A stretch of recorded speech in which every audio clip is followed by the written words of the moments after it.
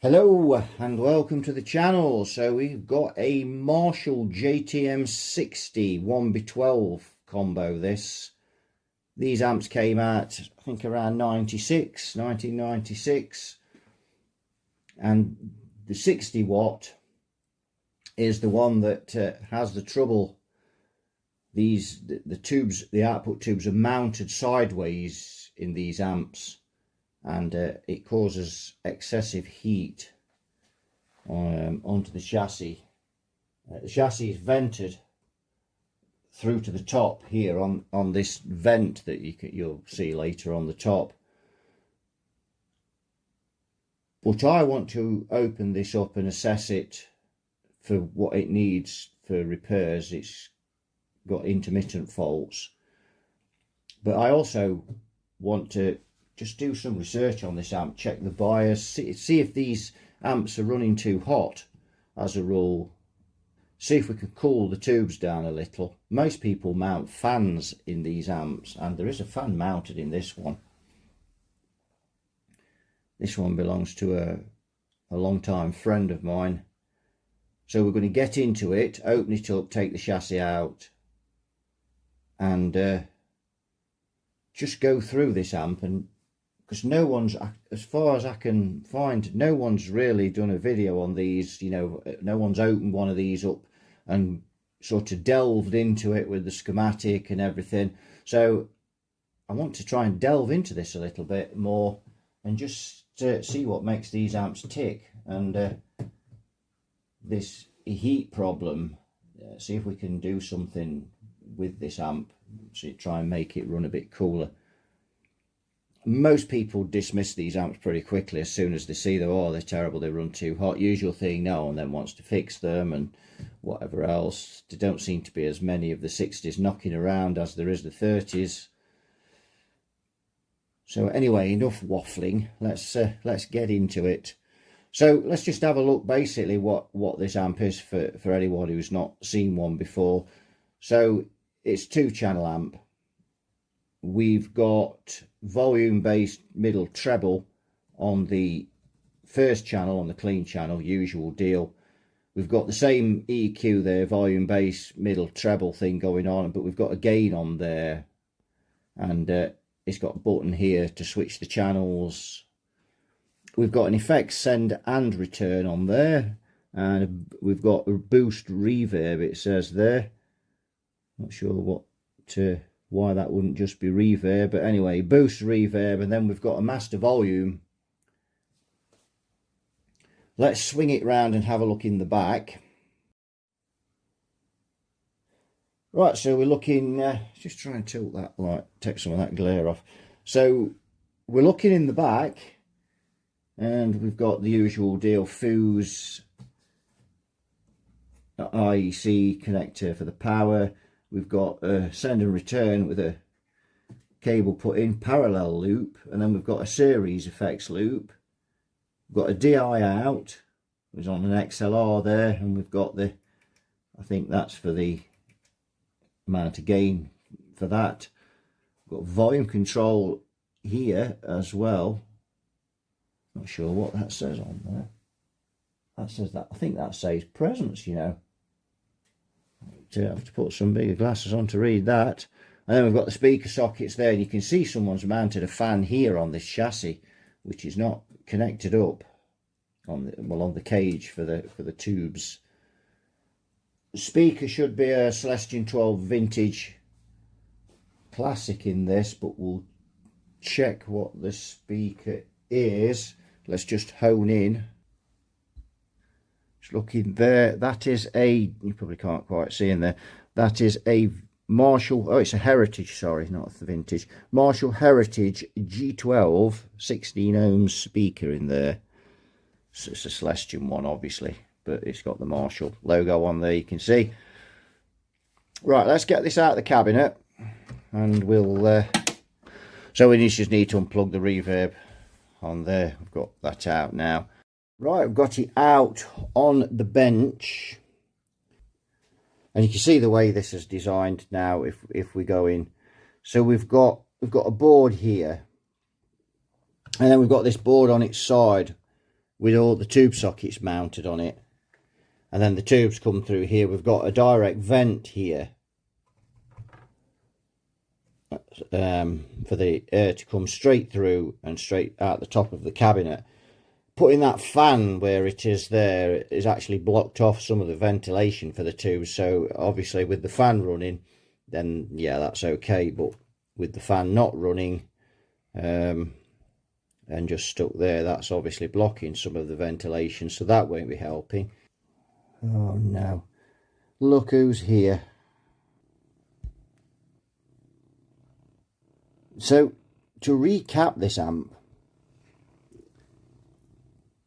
is quite a job, really. You could, when I said we was going to take a detailed look at this amp, I didn't mean with you, Pink.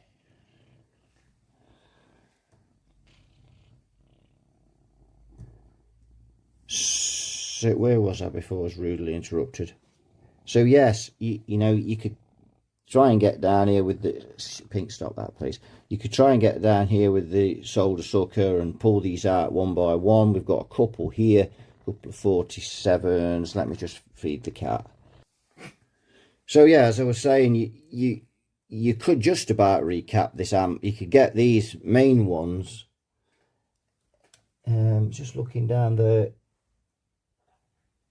Anything else? There's some caps down here. Two of them down there. Not sure what they're doing, but they could be on the filaments. I don't know. They could be on the bias as well, so they would obviously need replacing. This amp is 96, 97, so it's pushing 30 years. These caps have been in here. The glue, as you can see, the glue's gone on them now, which is understandable. After, you know, you can't criticize that after 30 years. It's nearly 30 years. The glue's just the heat cycles. The glue's gone brittle, as it does over time. Yeah, it's a bit grubby in here, but nothing major. Now the JTM 30s have 5881s in, but this amp has got EL34s in it, according to what I've read. I've got another board at the back here with all the speaker sockets on, send and return and so on. That's a little grubby, so we probably need to get that out and clean it properly. But yeah, just looking in it, it's, as I say, it's just oh, we've got another capacitor down here. Is that a capacitor at the bottom there? Yeah, there's two more down there at the bottom. You can't see those. So to do this amp properly, this board would have to come out, and that's a fair old bit of work to get that out. Never got one of these out before. We've got quite a lot of connectors and things here, so there has to be quite a bit of labelling and photographing going on. Again, we've got more here.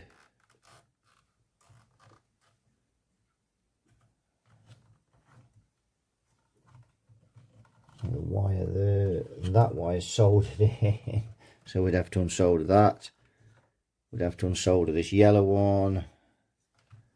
With all these plugs, we'd have to label where they go. There's a red wire there, we'd need to unsolder that.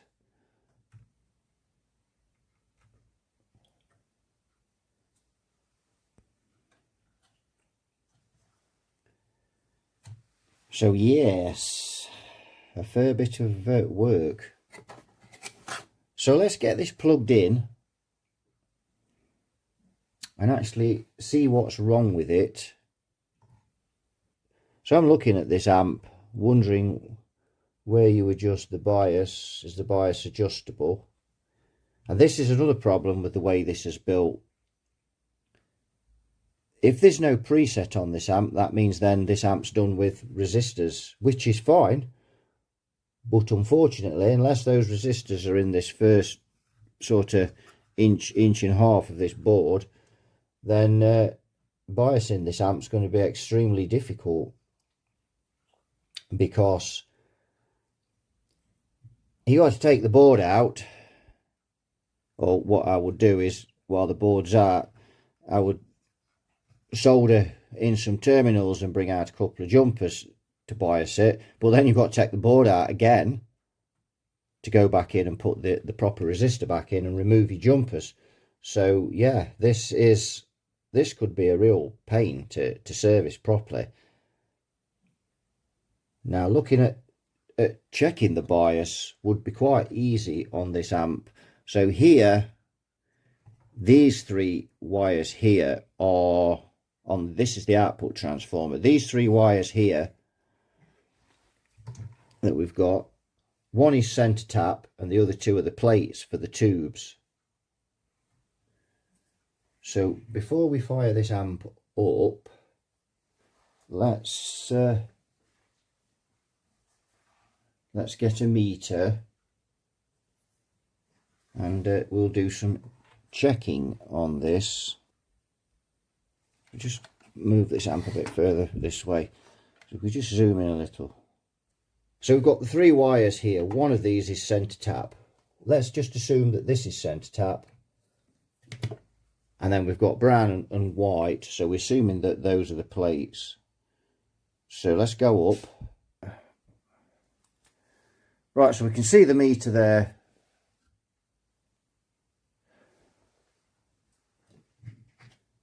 So if we test from red to brown, red to the brown wire, we've got 74.78 ohms. So if we test from red to white, we should see something roughly the same. Now we haven't there, we've seen double. So let's remove our clip lead from the red wire and go to the brown wire. We've got 74 ohms again. So now we're assuming that brown is center tap. So let's go to red. So we're now on red and brown, and we've got 74 ohms. So brown is center tap on this transformer. Yeah, 74. So that's actually quite well matched, that. We've got 74.79. And on white, we've got 74. We'll just call that 74.5, I think. And so that's a really well matched transformer. So we just go down again, so you can see there. We just go in.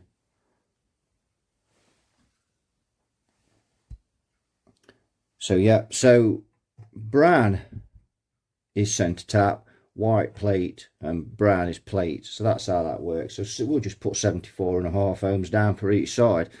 So now all we do, we'll run this amp up, and then we'll measure from center tap from brown to red to get the volts drop reading on one side, and then from brown to white we get the volts drop reading on the other side.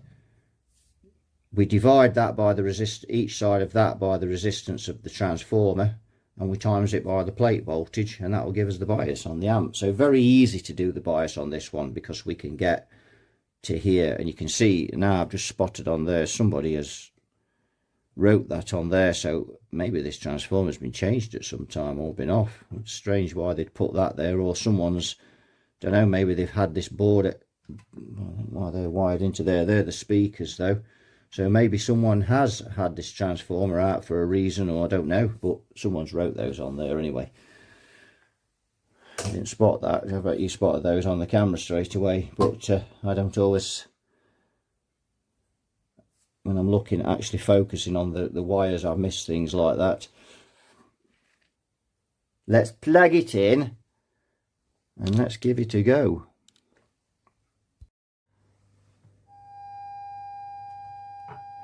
Right, we've got this running.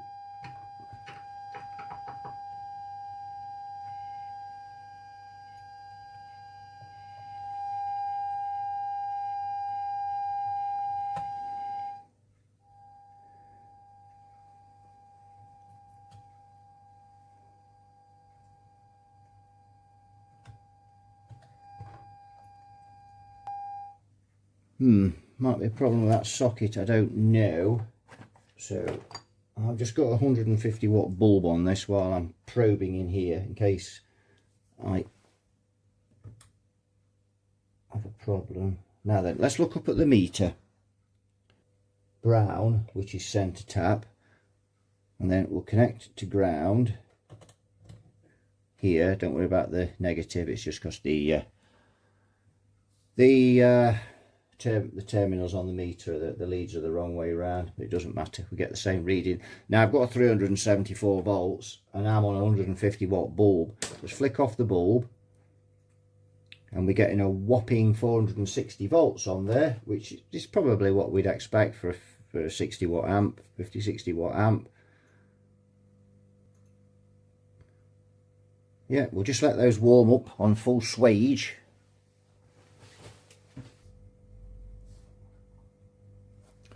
So we've got 458 plate volts.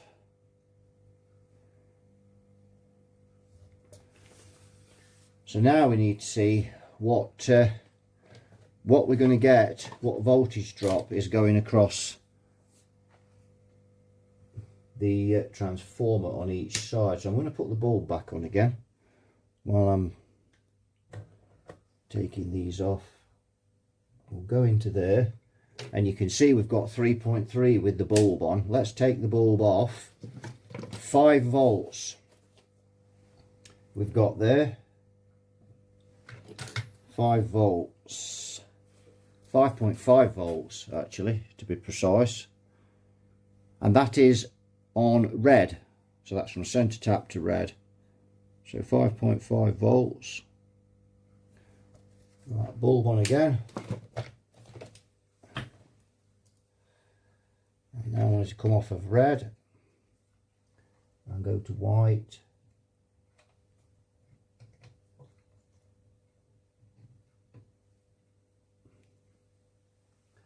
Bulb off, and we've got 5.2, 5.4 still going up. Let's just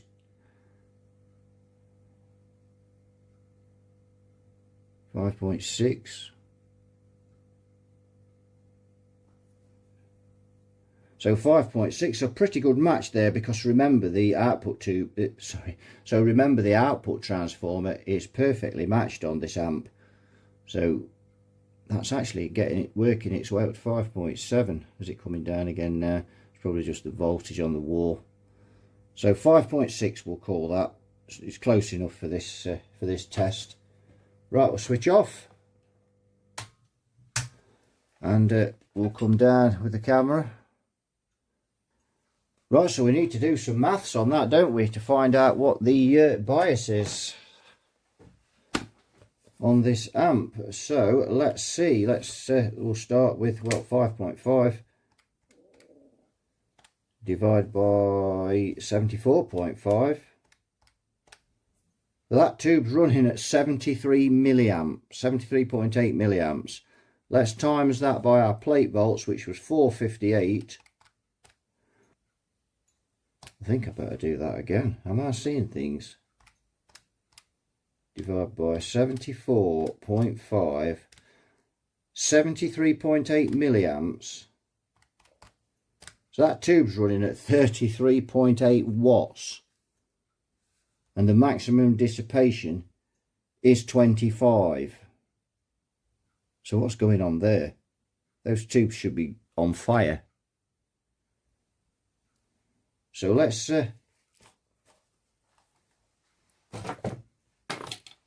check the I think we better just check the impedance windings again on the amp, just to be sure.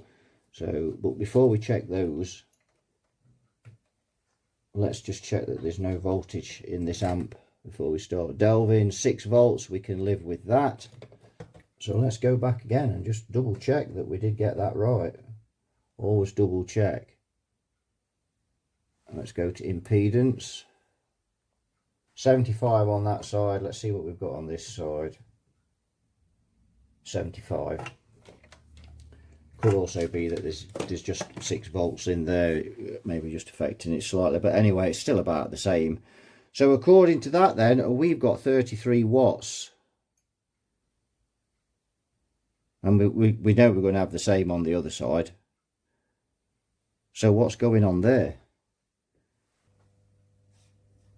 And again, you know, when you measure it on these tubes, so let's just say that I wanted to measure the negative volts on the grids, on the output tubes. He can't even get to them. It's a terrible way of designing an amp, but we've got to work around it, and that's it. So I'm going to have to take those readings again, because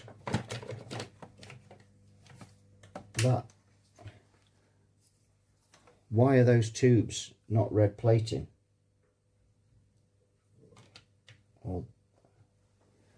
And I wouldn't even say they're getting hot either, particularly.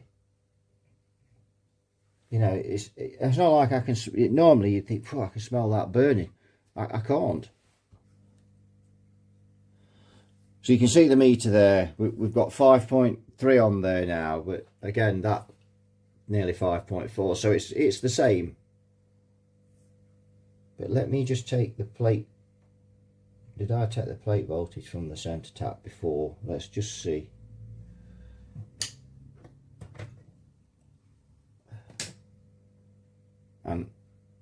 Well, that's 452, so that is less, and I must have took it from the centre tap, but that's only 6 volts less. It will make a difference though, but not that much.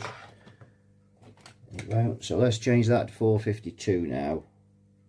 So always go through, you know, when something doesn't seem right, just go through it again and double check, because that's a long way out. 33 watts. So let's, the readings are about the same. So let's 5.5 divide by 74.5 times 452. It's still it's 33.36 milliamps. So what's going on there? That is just way over. But they don't seem that hot to me. So how is this amp biased? I mean, I can feel heat coming from them, but I wouldn't sort of say there's any more than there would be from any other amp that's this, you know, 60 watt amp, 50 watt amp, whatever. 650 milliamps now it's drawing, so that probably is a little high, getting 650 now with only a couple of EL34s. Maybe I'd expect to see that around about 450, 500. So yeah, it's drawing at 118 watts. So this amp is heavily over biased. Right, according to the schematic, there is a bias preset pot, but I have sussed what's wrong with this amp, and I had to take those readings twice because I thought that must be me, but it's not me. So someone has changed the transformer, the power transformer on this amp. There's too much plate volts on there, and of course they can't find any way of adjusting the bias, or they've probably not even bothered to adjust the bias. Who knows who's put it on? It's obviously been on there years, and I've just spotted the bias preset. I think RV101 it says on the schematic. So down here on the side, that's handy, there is a bias preset pot. Now I can't read what it says on the chassis there.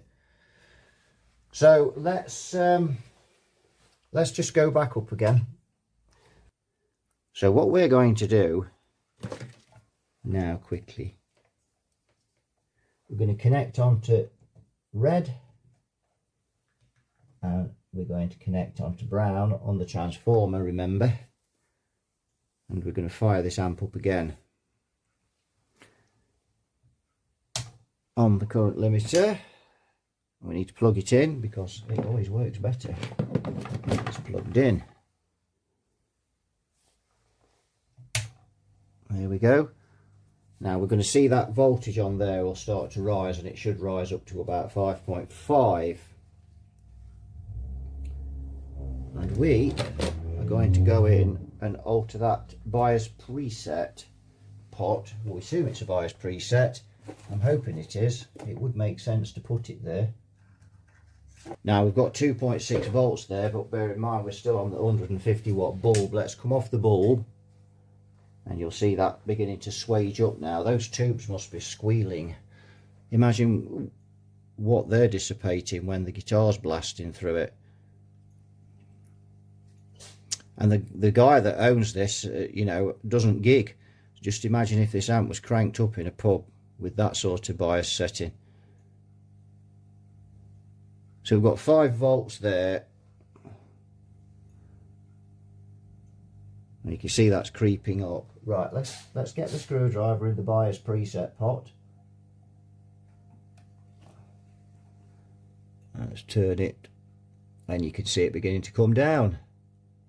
So either someone's tweaked the bias on this, or they put the transformer on, couldn't find it, didn't bother to set it. Let's bring it down. It may run out of travel, of course.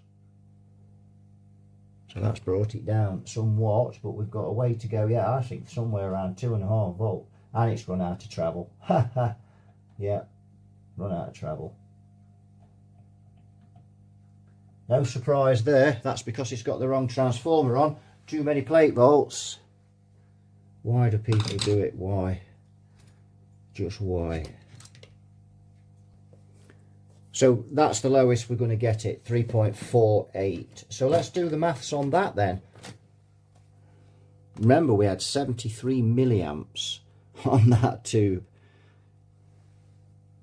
I bet them tubes are going, whew, that's much better. 3.5, unfortunately it's still not going to be enough though.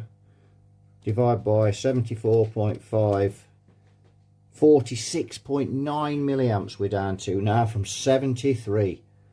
Now we need to get the plate volts again, because of course the plate volts will have increased. Just get the current limiter on while I take this off, and we need to take that off of there and put that on ground.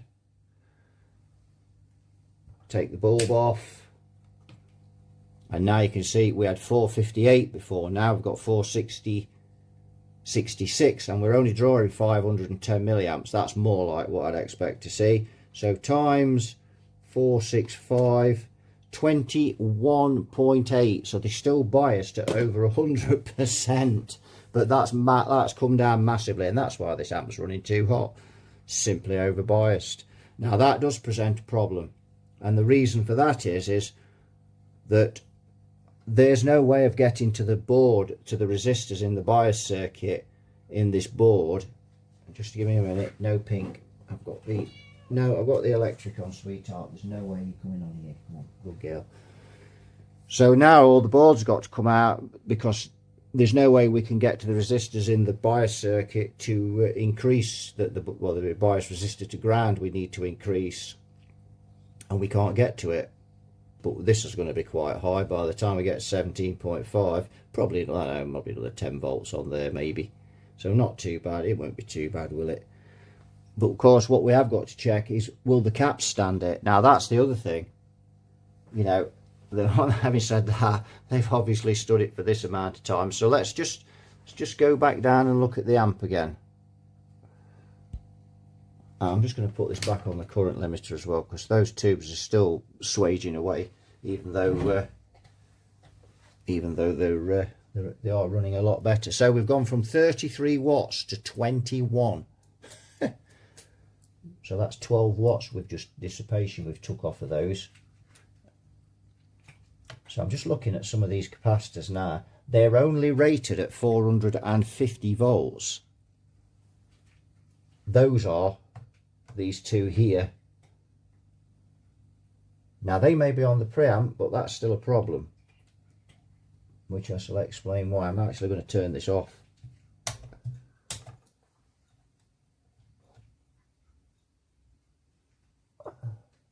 And I can't quite see what those caps are because those resistors are in the way. So we're looking at these caps here. These will be on the preamp stages, I would imagine, going across.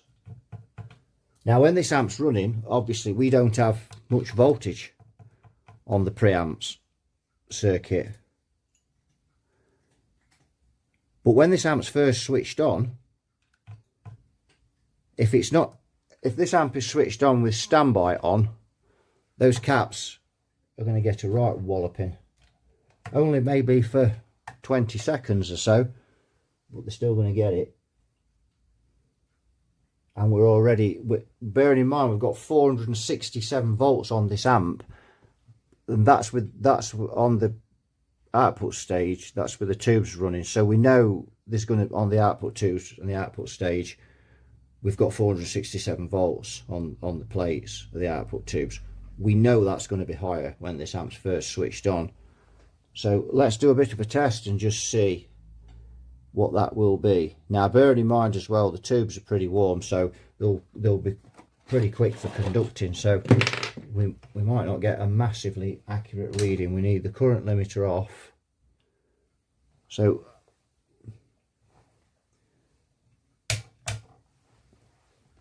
let's just plug in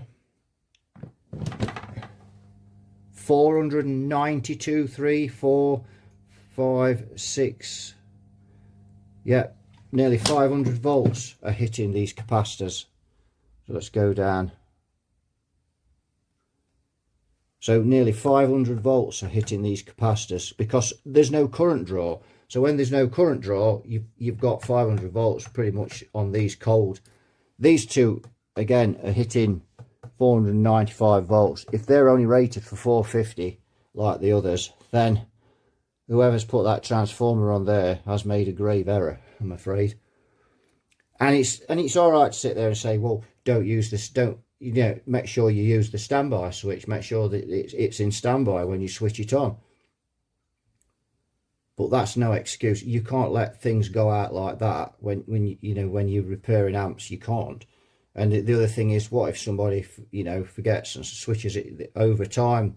They forget they've got the standby on. Each time they're getting pounded, and if they're 450 volts, they're getting hammered with 50 volts over every time. And also this amp's running at 467 on the plates, which means that they're going to be, if they're 450, they're going to be running over. So they're under spec. So the only way I can really check these now is to take one out, because I just can't see what is written on them. Oh, can I? Hang on. Oh yeah, I can. That's good. So 550 volts, so that's fine. So they are up to the job then. 550 volts, right? They've been in there a long time. And did they swap those then when they swapped the transformer? But they still didn't change these. And these have still got, if they changed those, they didn't change those. I don't know. I kind of think they've been in there from day one. Anyway, I'm waffling and speculating, and that's no good, is it? But at least we know those caps can stand the voltage. These can't though. However, they should all be 500. They should be 500 volts. I'd like to see that bias down to about 16.5 watts, 16 something like 16.5. I think would be fine for this amp. In fact, we'd bias it on the scope. But yes, that board's got to come out. So we can't really go any further with this, because we can't even really, I don't even really want to run this amp, put the guitar through it, not at, I mean, we could put it on the current limiter, I suppose, and bias it on, let's bias it on the current limiter. So we need to go back to the, to there. So we've got a 150 watt bulb in at the moment. Let's just see what, because I've not really paid much attention to the what voltages, and you can see the current limiters already, because it's still in the same with both switches on there with the standby on, and you can see that's instantly restricted it to 460 volts there. Let's just see what's going across one side of that transformer. We only really need to test one, because of course it is very well matched, this transformer, and the tubes are surprisingly well matched as well. I wonder if they've been changed, at some time.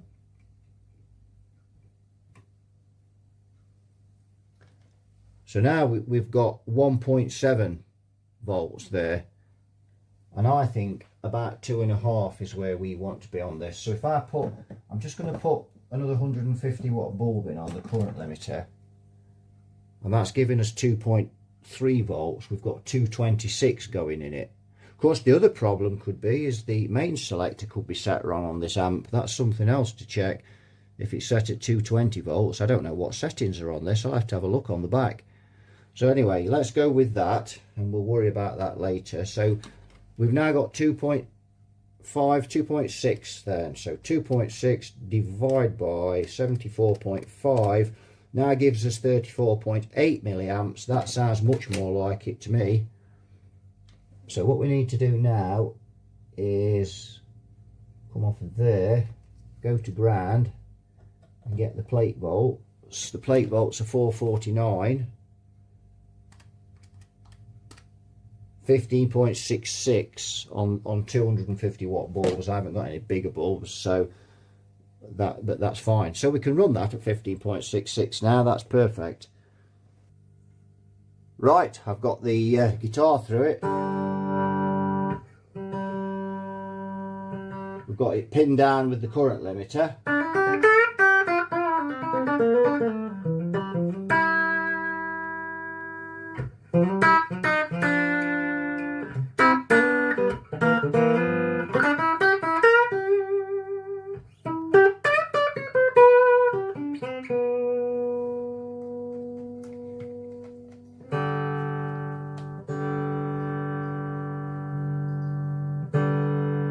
Now the problem with this was it was intermittent.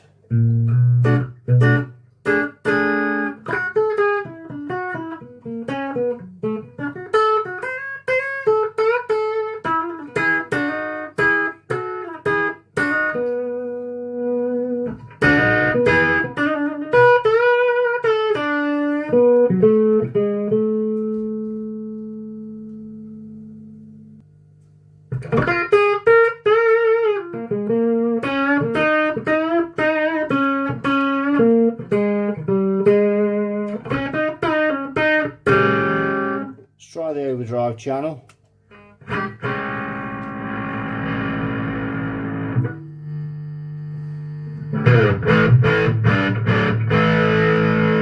I've not got it on a brilliant speaker. I'm more concerned looking for the fault that the owner said was wrong with it, the intermittency, but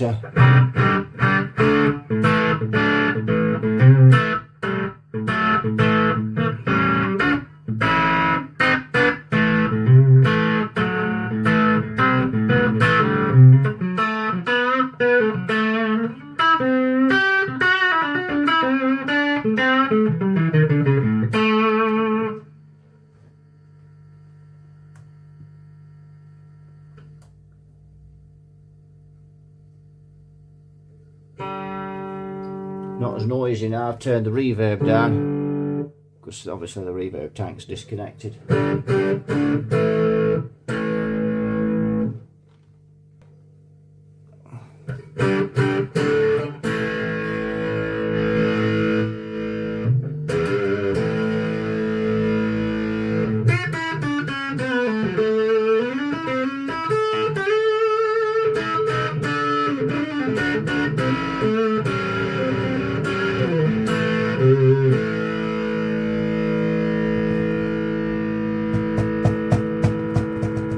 Well, there doesn't seem to be anything, I don't know whether it was just, I don't know, getting too hot or whatever, I don't know. But anyway, so I think the best thing to do is we'll wrap this one up, make this part one, and let's just turn it off now. And then we shall, because it doesn't sound very good either, but that could, part of the reason is it's on the current limiter and it's also on that speaker as well. That's not very good. We need to do a bit of research to try and find some capacitors. These are rated at 550, but 500 would do for this amp. It would be, you know, they'd be, 550 would be better if we can find these, but obviously we have to have a good search around. These need to be 500, and we're going to be struggling to get these any more than 500 because they simply won't fit in, but we need to uprate those by another 50 volts. They are too low for that plate voltage now on that transformer. When if this amp gets switched on with the standby on, they'll get smacked with 495 volts. We need to get this board out, get all the caps changed. While we've got this board out, we'll just completely restore this amp. We'll change all the electrolytics on that board. It just makes total sense. Once that, you know, it's such a job to get it apart, all the leads and things. We'll test the tubes, but we know those tubes are a perfect match, which is rare to open an old, you know, an amp up that's got old tubes in and they're still matched. We'll have the preamp board out as well and check that. They are prone to dry joints on the pots on these amps, the 30s and the 60s. So yes, we'll strip it down and we'll clean all the chassis out while we're at it. So yes, looking for one problem and discovered another one, quite a major one as well. It's amazing those tubes have stood up to that hammer. But as I said, if this amp had been, you know, put on a stage and cranked up flat out, I think we'd have found that those tubes would have said, I've had enough, and failed. There's food for thought there. Let me know what you think in the comments. And I'll go away now, try and find out where we can get these caps from, do a bit more reading of the schematic and things, and we'll go from there. So that'll do it for this one. So thanks for watching. You all take care, and I'll see you all in the next one. Bye bye for now.